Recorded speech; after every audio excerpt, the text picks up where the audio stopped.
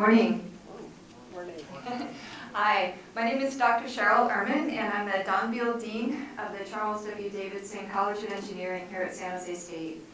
On behalf of our college and of San Jose State University, I warmly welcome you to the Silicon Valley Indian Engineering Education Forum. The Forum is a joint program between San Jose State University, where the majority of Silicon Valley engineers are educated, and the Indo-Universal Collaboration on Engineering Education. This is a nonprofit organization with the mission of building an ecosystem for transforming engineering education in India. We're pleased to host you today. Some of you have come all the way from Andhra Pradesh. It's about the furthest place that I've heard of, and also we have people that came all the way from a different floor of our building, so welcome. It's a pleasure to see all of you here in this community of learning, sharing, and transformation. I'm excited about what is in store for you. Some fascinating presentations, as well as some time to dive more deeply into the ideas we will be discussing today, and I hope we'll all have a productive and enjoyable time. A little bit about us, for those of you who are not familiar with San Jose State, from Department of Engineering in a makeshift lab building, 1946, just after World War II. Our college has transformed people's lives. We prepare young engineers and even some not so young engineers to contribute in a rapidly changing world. We currently have 13 engineering disciplines where we have 390 faculty and staff members, more than 7,600 students. And everybody's coming together to learn, to work, make things. So we tell our students that they're the right kind of engineer, creative and resourceful, in the right place, Silicon Valley, and at the right time. And when they get an education here, no matter where they come from, they can afford to hopefully live in the valley and contribute to our amazing economy. So our international student population, which is right now about 2,000 students, it does have a sizable presence from India. That's the #1 country where our students come from. And so the majority of the students who graduate from our programs do stay and work in Silicon Valley. We feel that this demographic is of vital importance to the success of the Valley. So for those of you who are actually our alumni and are back here, I'd like to give a shout out to Steve Arnold, who's in the, wave your hand, Steve. So we would love to get back in contact with you, so just find him at some point this morning and we'll be able to get your current contact information. So it's now my great pleasure to introduce Krishna Vedula, who is the Executive Director of the Indo-Universal Collaboration on Engineering Education. He is Dean Emeritus of the College of Engineering at the University of Massachusetts, Lowell. Yes. Good morning. Good morning. Back there. Those who are standing around in the back, please come on over. Have a seat. I'd like to, AGK is putting up the makeshift posters here. No, it just fell off. I didn't want to. I'd like to thank Dr. Cheryl Ehrman for her hospitality. Thank you so much. She was in India just recently at Madurai at one of our annual conferences, and she's been to India several times and she knows India very well. So great supporter, partner, friend of India, and so thank you. Your campus is very, very friendly towards Indians, I know that, and it's a great opportunity for us to be part of it. And we have Steve is going to be coming to India, to go to many colleges all over India, try to see if there's some potential students who can come to San Jose State University from India. So that's great. Great. So Claire, thank you. Stand up, everybody knows Claire. She's going to make this all work, and then she's got a bunch of students helping her out, which is fantastic. My name is Krishna Vedula, and for those of you who are IIT graduates, I'm IIT 1967 graduate from IIT Bombay. So shout out IIT, yay! Yeah. So I came here right away and got my master's, went back to India, tried out a few things, didn't work out, came back after getting married in 1977, and I've been here since 1977, almost entirely in the academic field. PhD from Michigan Tech University, 10 years teaching at Case Western Reserve University, 5 years head of the department at Frontier. Now at the University of Massachusetts at Lowell. I have a full-time day job. I still teach chemical engineering courses in materials area. And 10 years ago, I stepped down as Dean of Engineering because it's too stressful to be a Dean of Engineering, so I decided to go back to teaching. And now I got a little more time to think about other things. So last 10 years, we've been doing this I looked back to India after so many years, and those were the headlines in India that I looked back 10 years ago. So I said, maybe this is something that I can try to do.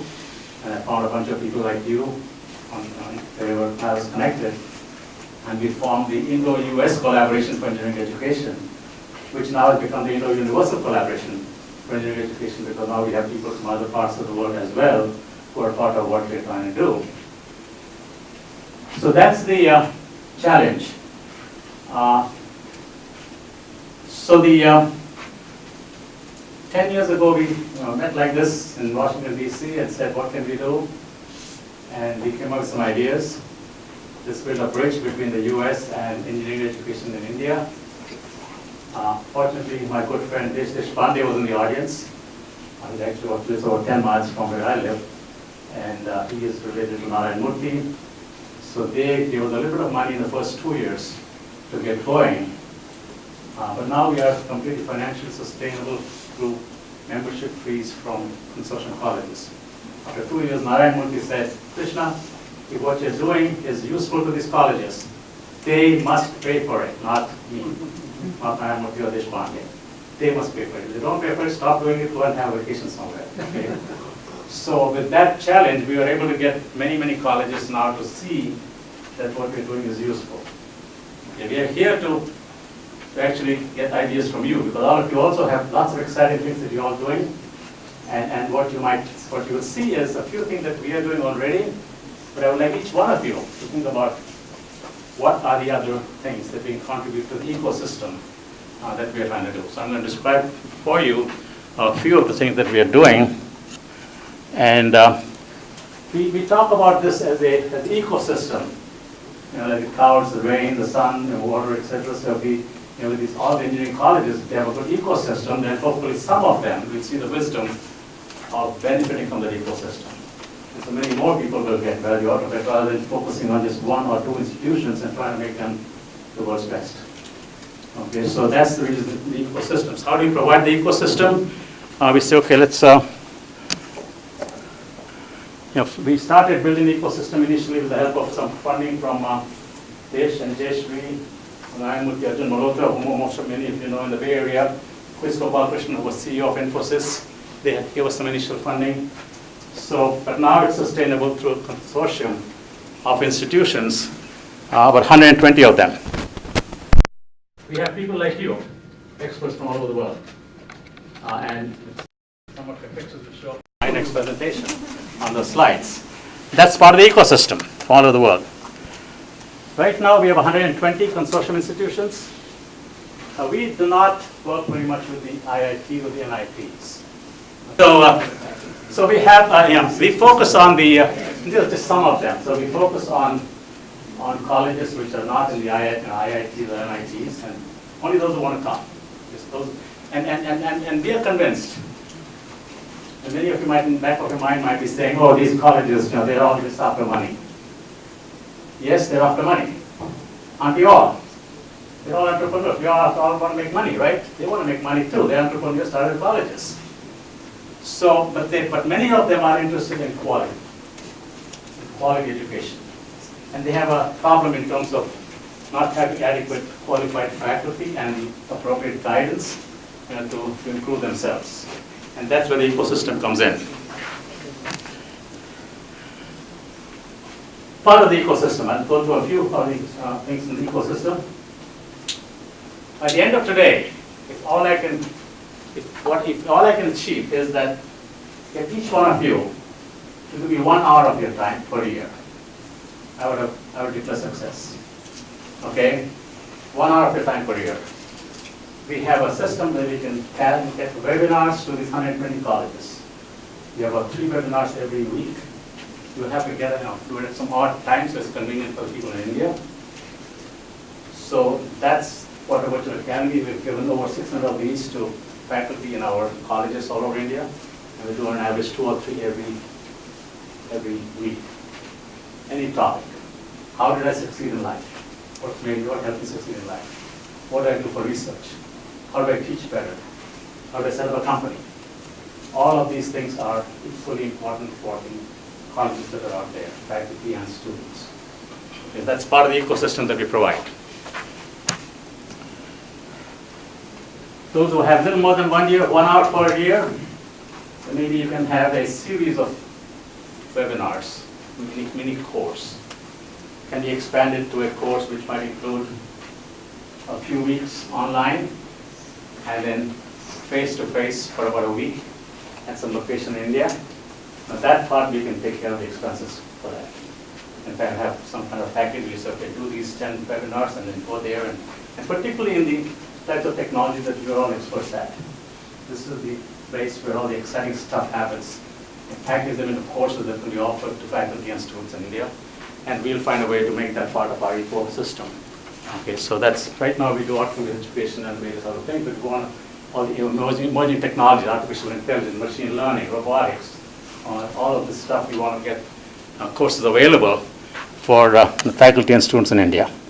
And we have the ecosystem to make that happen, the appropriate facilities that we can connect you with those things. After doing many of these things, we felt that there was a need for people to share.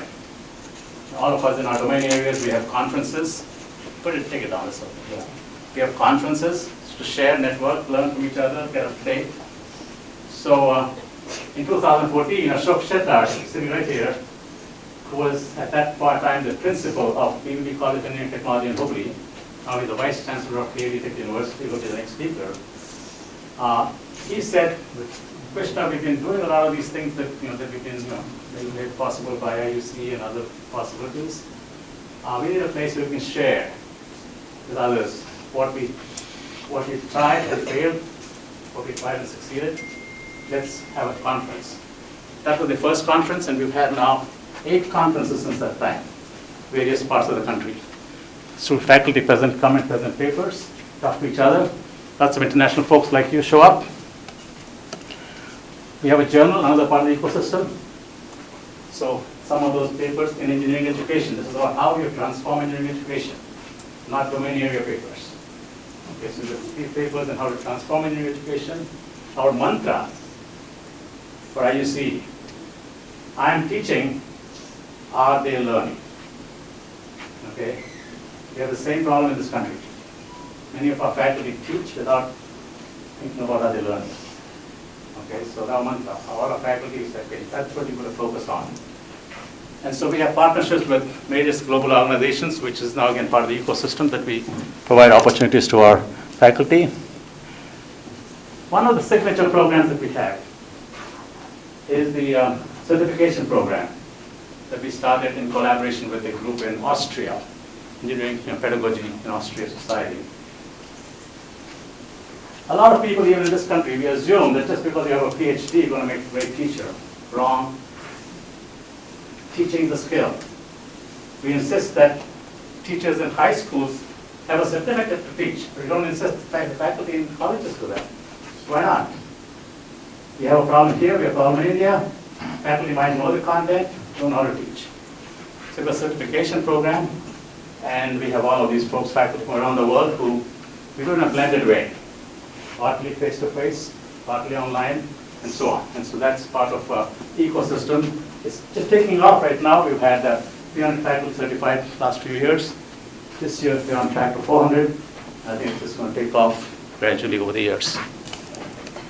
It costs money and it's sustainable. Okay, so this is another strategic partnership. EPICS, Engineering Projects and Community Service. This came out of Purdue University. The idea here is this. The emphasis is not on the community service, it's not social service. The idea is that the student has to be employable. That student has to be able to identify problems, define the problem, design alternate solutions, implement it, and provide the solutions to customers. That's employability, not mugging up things from a textbook and doing exams. And if I can do that in the context of community project, it also helps the community to get something out of it. That's the philosophy of ethics at Purdue. So Bill Oakes, my friend, has been going to India several times a year for the last 4 or 5 years. And so now we have 24 colleges are now institutional partners on this. IEEE is now also part of this program. And so a lot of exciting things happening there. So it's again part of this. Again, this program and the previous one, the certification program, we have been able to make it financially sustainable. Colleges, in fact, pay money, and we don't try to make a lot of money out of it, just break even, because we don't want to price it too high. Here also, faculty, colleges pay additional amount of money beyond the consortium fees. The consortium fees, by the way, are $1,000 per year, and we have 120 of them. So that's our basic operational budget, $120,000 per year. But these all have additional revenue, and we make it work somehow. Lots of students who participate in regional workshops, so we call that the Student Consortium for Advancement of Learning and Engineering Education. We have with us, with the pleasure of having with us representatives of the Andhra Pradesh State Skill Development Corporation. I'll give them a chance to say hello for a few minutes after Dr. Shettar. They have had the vision to say, what you're doing is really good and useful, and we want to fund through the state 50 colleges in Andhra Pradesh. Imagine if every state in India does that, we would need all of you to come full-time work for IUCEE to make it happen, actually deliver what we hope to be trying to do. We have over the years we have realized that the only way to sustain transformation is by making sure the leadership understands what transformation is all about. Many of these are private colleges. Owners are maybe farmers, some other business or the other they have. They don't really understand engineering education. So they have to learn how to improve the quality of their organization, and their principals and directors and so on. So we have a leadership summit every year, starting last year. And this year it's going to be in Goa. We're going to get about 40 of these colleges, bringing about 3 people each. Not a huge crowd. We'll have about 18 international extra faculty also going to be there. And about 15 to 20 industry experts going to be there. I have to say that they're not going to be here, they'll be there, and a few other people mentioned that they're going to be here when I was walking around. So you're all welcome to think about coming to the summit or to any other event that we will be publicizing. Now that I have all your emails, you will be getting emails from me all the time. Okay, I'm an email monster. Okay, so keep that in mind. Some of the companies that support us are all these conferences that we have and all the other activities. These are folks who have products that they supply to universities and colleges, and so they've been very generous in helping us out. And so I want to end, before I give the mic to Dr. Shettar. What can you do? Okay, at the end of this day, I'd like you to think from now till the end of this lunchtime. Lots of possibilities, and they may be beyond what's on this list. Okay, many of them, I've talked with a lot of you earlier, and I see that there are things beyond this list that would be in your minds. Okay, so you're entrepreneurs. Think of what you can do to add value to what we are doing, and by the way, also benefit yourself in an appropriate manner. Okay, so we have started a small ecosystem. Maybe you can give webinars, you can give short courses on emerging technologies. If you happen to be going to India, we have a website where we do a fine-tuning where you can log in and say, I'm going to go to India on August 23rd. I'll have a half a day to spare in this region of the country in India. Then we'll connect you. For the suitable college, you can go and spend a couple of hours and do a talk there. And we take care of all your domestic arrangements. So that's what I meant by visits and guest lectures. So EPICS projects need a lot of mentoring, as you all know. It's not easy to guide students to do projects. Most faculty think many faculty say, okay, here's a project, just do it. No, that's not how it works. We can work with them on a regular basis and help the students work as a team, discuss alternate solutions, have project management, and all kinds of issues crop up which they need mentoring on. That does not require any specific background. All of you will be good mentors for EPICS projects. All of you have the type of background that will be good mentors to students working on projects. So it's a generic type of stuff that we advise on, not in the specific technical area. Okay, so you can mentor EPICS projects, and you can set that up online, Skype or something. You work with small groups of students once a year maybe, or once in 6 months. Some of the EPICS projects need funding. Okay, so we do need money. We're doing fine, moving along, but not expand. We do need money. And give me a warning. Okay, I thank you for saying, shut up, Krishna. Okay, so we want to have some more faculty get certified. Each certificate costs $300. We want to set up a fund for that. We want to set up a fund for funding ethics projects, the actual projects themselves in villages in different parts of the country. That needs some funding. And if any of you know colleges in India that are not yet part of what we're doing, spread the word, invite them in. You know, industry people in India, spread the word, have them connect with us. So let's build this network and ecosystem. And any other entrepreneurial activities, I think many of you we talked about earlier. So with that, I'm going to shut up. And my pleasure to introduce to you Dr. Ashok Shettar, now the Vice Chancellor of KV Tech University.